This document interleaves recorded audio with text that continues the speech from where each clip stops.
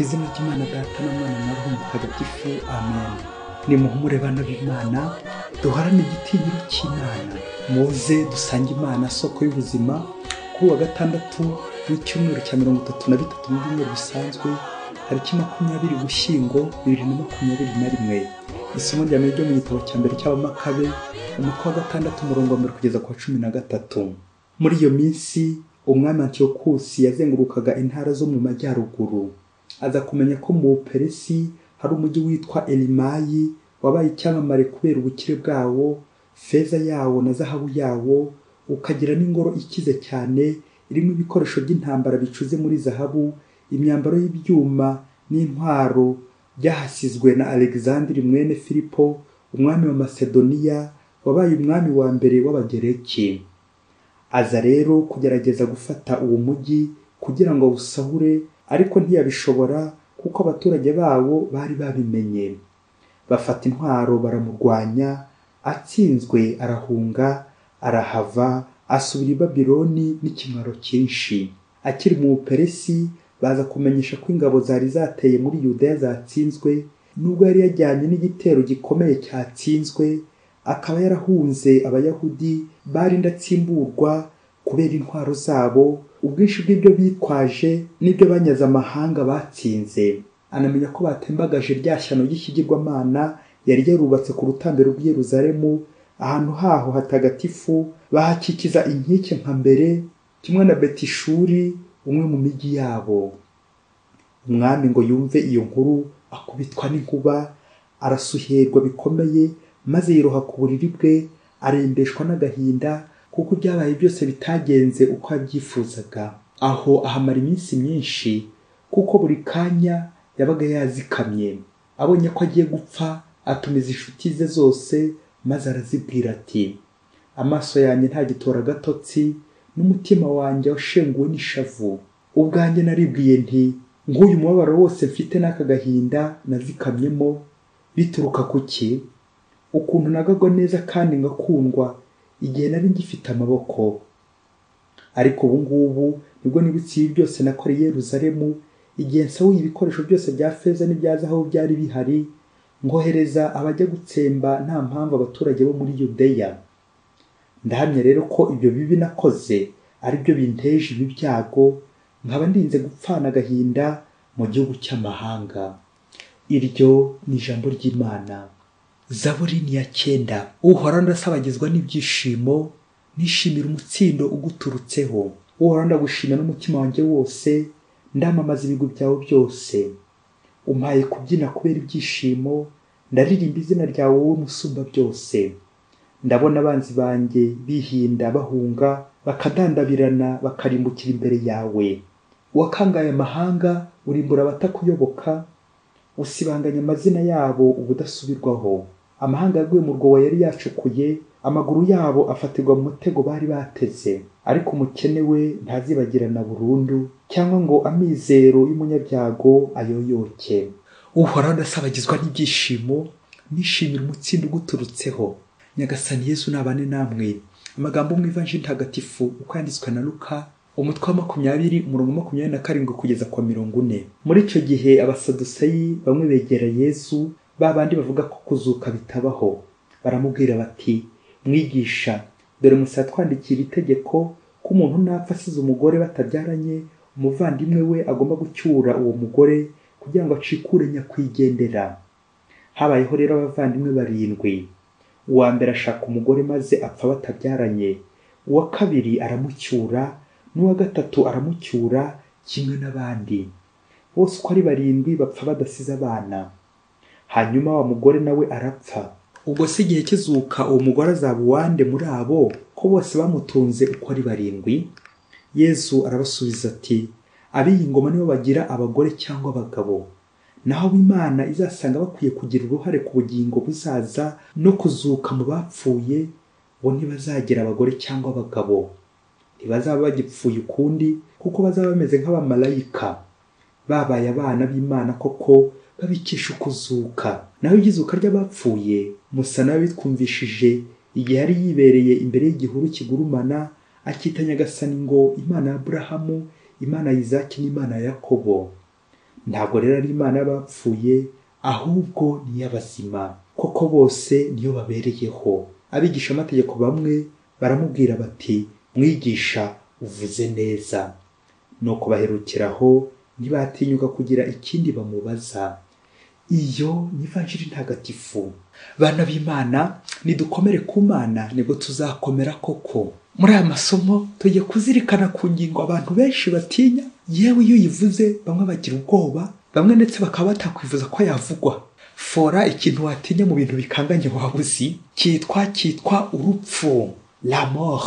Birumvikana bavandimwe dutinya kuvuga urupfu, kandi igitangaje niho twese tuzanyura. Rero nta mpamvu yo kurubika, reka turuvugeho. Tujye kuvuga ku rupfu mu ngingo igira iti dore uko bizamera ku rupfu, urupfu rwawe urupfu rwanjye. Bizaba bimeze bite rero? Birumvikana hari abazapfa nabi ariko hari n'abazapfa neza. Kandi byaba ese wo mukristo wahitamo kuba mu kihe cyiciro? Mu bazapfa nabi bagahera ikuzimu bakagenda buheriheri, cyangwa mu bazapfa bakazukira ubugingo bw'iteka, la resurrection? Ese wakubwira ngo ukuri ubu ngubu ko ari kuzamera hakurya y'imva, wabyemera? Ibyo ufite, amatungo, amazu, amafaranga, abagabo ufite cyangwa abagore ufite, ko ugiye kubyimukana hakurya y'imva, byagushimisha cyangwa byakubabaza? Wasanga nawe bibaye byo kwimukana abagore cyangwa abagabo, hari abatakumenya, navugaga abagore cyangwa abagabo watunze, abazwi n'abatazwi, kubera nyine ko nawe utazi neza abo watunze bose, na calculatrice ubanza uyikoresheje itashobora kubabarura. Ninde koko mwajyana? Nivugiragaho mwaryamanye mu ngeso mbi z'urukozasoni. Ese koko mu bugingo bwa hakurya y'imva tuzakenera ibintu cyangwa abantu? Niki tuzakenera? Turaza kubona ko gupfa nabi ari ukwifuza kwimukana ibyo wari utunze byose, ukimukana abantu wari utunze, navugaga b'abagore n'abagabo utazi nawe umubare wabo, ugashaka kwimukana ibintu by'iyi si ngo mu buzima ugiyemo umubyeyi. Erega hakurya y'imva hari ubugingo, birumvikana ntabwo ari ibintu cyangwa ari abantu bakenerwayo, ahubwo roho, notre âme. Uko roho yawe yitwaye hano ku isi, uko niko uzapfa nyine, neza cyangwa nabi. Naho gupfa neza nyirizina ni ugucungira ku Mana, iyo itagaragara ariko igakora ibigaragara byinshi. Amen. Aya masomo araduha ingero zo hakurya y'imva, uko umuntu apfa naho yajya. Nupfa uzajya he? Nimpfa nzajya he? Mu isomo rya mbere twumvisemo umwami Antiyokusi wapfuye nabi kubera gushaka kwigwizaho imitungo, ibintu n'ibintu, gusahura ibintu by'abandi ndetse no gusahura abantu, bikazarangira yo wasahuye n'Imana, yijiye mu ngoro y'Imana agahasahura, nkaho azabyikorera akabyimukana byose. Wasanga yaribwira ko azabitwara hakurya y'imva. Kagahinda ka Yasuri, isaruza byinshi ariko igasohoza bike, yewe hari nubwo nta na kimwe isohoza. Uko niko bimerera abasahura, ibisambo, abajura, ibisumizi, abagira nabi, babandi bose barya gatagabuye. Nk'uyu mwami Antiyokusi twumvise upfanye agahinda kubera icyaha gikomeye yakoze cyo gusahura ingoro y'Imana akayandavuza. Uko gukunda ibintu by'isi bituma abura imigisha y'ijuru, bituma abura Imana. Umwami Antiyokusi ari ku buriri au point de mort, ari hafi gupfa, yagize ati ni nk'ari gusezera, ariko ubu ngubu nibwo nibutse ibintu byose binakora i Yerusalemu, igihe nsaho ibikoresho byose bya feza n'ibya zahabu byari bihari, ngohereza abajya gutsemba nta mpamvu abaturage bo muri Yudeya. Ndahamya rero ko ibyo binakoze ari byo binteye ibyago, nkaba ninze gupfana agahinda mu gihugu cy'amahanga. Birababaje babyeyi, gupfana agahinda kubera ibintu by'abandi wibitseho, amadeni y'abandi ufite. Umuhanga ati un bien mal acquis ne profite jamais. Mu bintu byose uziba, uzatunga ubisahuye, ubihugushe, mu buhendanye, amaherezo bizagenda uko byakaje, bizayoyoka. Kandi burya ibyo yose ntibigenda byonyine, ahubwo naho habisahuye ubigenderamo, ubivunikiramo, ukaba wanafungwa yewe gupfa uhagaze bitabuze. Bakristo bavandimwe, hari ubwo dusaruza ibintu byamirenge by'iyi si tukabihunika pe, nyamara tukibagirwa ko hano ku isi ari mu icumbi. Rero twagombye kwibanda hakiri kare ku bukungu bw'ijuru, ari nabyo mu ivanjiri uyu munsi Yezu yibukije abasaduseyi babandi batemera gizuka, ubugingo wo mu gihe kizaza, ko mu ijuru tutazagengwa n'uyu mubiri ahubwo na roho, ko mu ijuru tutazagengwa n'ibintu n'abantu ahubwo n'Imana, Imana y'abazima, ntabwo ari Imana y'abapfuye. Nyuma y'uko Yezu bamuteze umutego bamubaza iby'abavandimwe barindwi bashatse umugore umwe, baribaza uko bizagenda hakurya y'imva, uwo mugore azaba uwande muri abo ko bose bamutunze ko ari barindwi. Bakristo bavandimwe, umubare karindwi muri Bibiliya mu rurimi rw'Igihebureyi uvuga Zayin, la perfection n'ubutungane ubutagatifu, ukavuga intwaro, kurwana ukarangiza neza urugamba rwo kuri iyi si, wa mubare ushyitse ubutungane. Abavandimwe rero barindwi bagashushanya ubutungane buranga abasanga Imana. Imana ni nyir'ubutungane, nta nyir'umwanda wajya ku Mana. Abajya bose baba batunganye kubera ko Imana ari nyir'ubutagatifu, n'abandi bose bagomba kuyegera bagomba kuba batakigengwa n'umubiri, ari batagatifu. Yezu yagize ati, naho ab'Imana izasanga bakwiye kugira uruhare ku bugingo buzaza no kwizuka mu bapfuye, bo ntibazagira abagore cyangwa abagabo. Amen. Ngiye cya kimenyetso cy'abihaye Imana badashaka, ikimenyetso cy'uko tuzamera mu ijuru, nta mugabo nta mugore. Uwabigezeho nabikomereho, nta buryarya. Yavuga igira iti ntawe upfa bimaze, yewe kandi ntawe upfa bamaze. Navugaga abagore n'abagabo, nubwo watunga abazwi n'abatazwi, ko utazigera unyurwa. Ingingo yo kunyurwa ababyeyi, kunyurwa burya ni impano. Burya nushaka umugore cyangwa umugabo ukajya umuca inyuma, cya kimenyetso cyo guca undi inyuma, icyo ni ikimenyetso cyo gutanyurwa ababyeyi. Icyo ni ikimenyetso cyo gutanyurwa pe. Nubwo wafata ab'isi bose, navugaga abagore n'abagabo, ni hahandi ntiwanyurwa. Nyamara bitegura gupfa neza, bagomba gutangira kwitoza hakiri kare, gutondagura iyo nshinga yo kunyurwa, être satisfait et être satisfaite. Ugaharanira kunyurwa n'uwo washatse, umwashakanye, ukanyurwa n'umugabo umwe, ukanyurwa n'umugore umwe, ukanyurwa n'umuhamagaro wawe. Iyo bitabaye ibyo, ni ikimenyetso simusiga ko no hakurya y'ubu bugingo, hakurya y'imva, uzaba ujagaraye, uzajarajara. Nabwo nanone wamara kunyurwa n'abantu cyangwa n'ibintu by'isi, ibingibi tubonesha amaso, ubuzima urimo, ibyo utunze, imirimo ufite, ubutumwa ufite, umushahara ukorera ugahembwa neza, ukishima, ukanyurwa, ibyo byose bikaganisha ku Mana.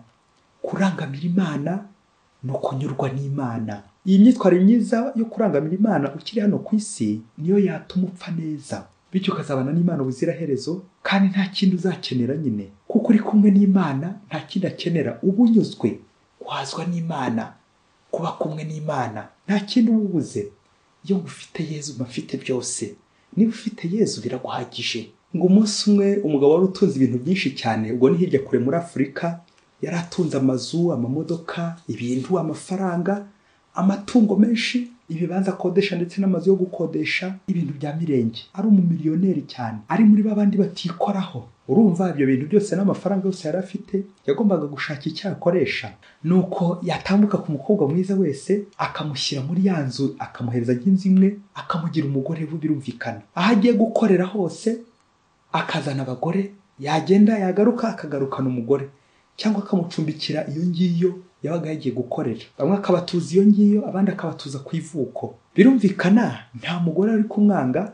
Nivugiraga abagore materialiste, kuko uwo mugabo nako uwo musore ntacyo yari abuze. Mbese umugore wamusangaga yumvaga agiye mu bisubizo. Gusa icyari gitangaje ni uko bose yasangaga buri wese yibwiraga ko ari we wenyine atunze, atazi ibindi byabereye hirya kure muri Afurika nyine, dore ko ibikenerwa byose yabikemuriraga buri wese, ntawe ufite icyo yifuza ngo akibure. Ariko igihe cyaje kugera ababyeyi, abana bamubana benshi ndetse n'abagore bamubana benshi, haba hagize nk'umwana uje kumusaba amafaranga y'ishuri, kubera kutabamenya akamubaza izina rya nyina, akaba byibuze yabasha kunyenyeza kugira ngo amenye nyina. Igihe amenye nyina, birumvikana n'umwana agasa n'ugenekereza kumumenya. Kutamenya abana bawe umubyeyi, abagore benshi n'abana benshi. Uyu muherwe murumva ko ari uguhera, yaje gupfa, apfa bitunguranye azize impanuka. Nuko mu kumushyingura abo umuryango we, aba bavukanaga, abavandimwe be, bari bazi ko nta mugore agira, ko nta n'umwana agira. Birumvikana ko bagiye kwigabanya ibyo yari atunze byose. Nuko bagiye kubona ka mwanya, babona aho ngaho bari kumushyingura huzuye abagore ndetse n'abana benshi, bavuga ko ari abanyakwigendera. Birumvikana ko atari ugutabara byari bibazanye, ahubwo bari bahuruye, baje gusaranganya ibyo nyakwigendera yasize. Nuko ahantu nyine birumvikana harababwa, havuka amakimbirane y'urudaca n'induru, uburyo bari bugabura ibintu yasize bakabigaburira iyo mbaga yose. Bamwe rero bagakeka ko bari kubeshya no kugira ngo bigarure nyine ibyo bintu. Nuko kera kabaye umukuru w'umuryango, we wari uzi neza mu ibanga aho nyakwigendera yarakuye ayo mafaranga, afata urupapuro asaba uwitwa umugore we wese n'umwana wa nyakwigendera wese kwiyandikisha kandi agasinya ko ari uwe nyine ndetse n'aho atuye. Hanyuma ngo babone uburyo babagabanya ibyo yarasize byose. Nuko bose bamaze kwiyandikira kuri rwa rupapuro no gusinya, birumvikana wa mukuru w'umuryango arababwira ati, ahangaha rero hari agent de credit, nyakwigendera akaba apfuye atarishyura umwenda wa banki yari arimo wageraga kuri miliyari. yari yarubatsemo amazu, aguramo n'ibibanza n'amamodoka menshi uko yakodeshaga n'ibindi byinshi. Ayo mazu yo gukodeshwa ariho yatuje abo bagore n'aba bana. None rero mwa bagore mwe namwe bana, udashobora kuriha inzu arimo n'imirimo ari guhinga, nta kindi usibye kumutera amapingu, akaba agiye muri prison, akagenda yishyura buhoro buhoro. Mu gihe banki nyuma y'urupfu rwa nyakwigendera yibazaga uko izishyurwa, birangiye ibonye abazishyura abagore n'ababana. Ako kanya b'abagore bose n'ababana bagwa mu kantu, bamwe bajya gufata ku mitungo y'iwabo mu ngo ku ivuko ngo barihe. Birumvikana abandi byananiye barafungwa, yewe na n'ubu baracyishyura kugeza igihe umwenda uzashirira wose. Umwenda wa banki babyeyi nyakwigendera yasigiye b'abagore n'ababana. Babyeyi mbega umuruhu uraha n'agahinda, ni nko kurya inka ya nyangara neza neza. Ibaze nawe waje ukurikiye ibintu mu rugo ngo ugiye gushaka umugabo ufite ibintu, none arigendeye agusize mu nzu y'ikodi, ubaye umupfakazi, usigaye urera imfubyi, ndetse wanareba nabi ubuzima bwawe bwose ukabusoreza hehe? Muri prison, kubera kubura inyishyu muri bya bintu waje ukurikiye. Materialiste que tu es. Bakobwa mukurikira ibintu aho gukurikira abantu, mushakashaka ibintu, amafaranga, aho gushaka abasore bafite urukundo. Babantu mushinga ingo zishingiye ku bintu, amafaranga, aho gushingira ku rukundo rwa Kristo. Igihe kizagira ibyo byose bisenyuke, bya bindi nyine bitari mu Imana birumba ari imiteja. Rwa rukundo rw'igihu rurangira kwa shitani, kwishyura ya nka ya nyangara, ugasigara wishyura amadeni kandi ukanayishyura mu buroko. Nivugiraga uburoko bw'icyaha, ngo kuko watunga iby'isi yose, ugatunga ibya mirenge, ugatunga abagabo n'abagore benshi cyane barenze na 7 yewe, ndetse nawe utazi umubare, yewe na calculatrice ukaba wayikoresha ntibishobore kubabarura. Navugaga abo mwaryamanye, ibyo bintu n'ubundi bikazarangira ntacyo bikumariye. Un bien mal acquis ne profite jamais. Bya bintu uzasahura ngaho mwamatiyo kose twumvise mu isomo rya mbere, ariko kazapfana agahinda. Nguko umuntu abaho nabi kandi agapfa nabi, abasize bagasigarana agahinda n'imibabaro, bishyura ya myenda y'urukundo, ibintu wasize wangishe, ndetse hanubwo abasiga mu munyururu. Wa mubyeyi gito usiga abana ku munyururu akabasiga mu kaga, uko no gupfa nabi babyeyi. Gusigira abandi urwango, amatiku, mwiryane, uko uri kota umuriro nawe usize ukabasiga mu muriro ku isi. Ako ni agahinda gakomeye babyeyi. Reka dusoreze ku mwitozo w'itegeko ry'itatu, nirinze kuvuga wa filozofiya. Rimwe, niba umuntu uriho dans le temps et dans l'espace, ugengwa n'igihe n'ahantu, wa muntu ugizwe n'umubiri na roho ashobora gukenera ibintu n'abantu, ndetse n'Imana byangombwa akayikenera ngo abeho neza nk'ukiri hano muri iyi si nyine. Kabiri, wa muntu yapfuye, roho itandukana n'umubiri, séparation du corps et de l'âme. Umubiri ugahambwa, yewe ugashanguka, ukabora, naho roho yo ikaboneza igana indi nzira, ikuzimu cyangwa mu ijuru, bitewe n'impamvu. Gatatu, donc ubu byumvikane, niba igihe wari ugifite umubiri waritaye cyane ku by'umubiri, ari wowe wanejereje, ukagutwara uruhu n'uruhande, ukawitaho uko ushoboye kose, uzamera nka ya nkoko ipfuye, amagi akabora. Wa mubiri nushanguka, nawe byumvikane uzashanguka, ya roho ishanguke, iyo nyine ikuzimu nyine kuzima no kuzimira. Naho niba uri umuntu, umubiri wawe ugakora ibyo wagenewe, na roho igakora ibyo yagenewe, byombi bigafashanya, bigafatikanya mu gihe ukiri hano ku isi, ukabyifashisha urangamira Imana. Dieu être spirituel, Imana nyir'ubuzima, Imana y'abazima. Byumvikane n'Imana yo ukaba warayihaye umwanya mu buzima bwawe. Birumvikana iyo roho ubwo utayizimije ntishobora kuzima. Ngiye gizuka ukazazukira ubugingo bw'iteka, uzukira ubuzima buzira umuze. Ya roho itazashanguka kubera Imana. Yezu wacu, tubabarira ibyaha byacu, uturinde umuriro w'iteka, ugeze roho zose mu ijuru. Cyane cyane wite ku bakeneye impuhwe zawe, ubabarire roho ziri muri purgatori, cyane cyane muri uku kwezi k'Ugushyingo turi gusabira roho ziri muri purgatori, uzigeze mu ijuru. Ubabarire roho z'abanyabyaha b'isi yose, natwe twese tuguteze amatwi buri munsi, twebwe abanyabyaha tubabarire, tuzagira iherezo ryiza hamwe nawe mu ngoma y'ijuru ubuziraherezo. Amen. Mwese Imana ibahe umugisha. Imana Data na Mwana na Roho Mutagatifu. Amen. Padiri Masumbuko Ladislas wa Diyosezi ya Cyangugu.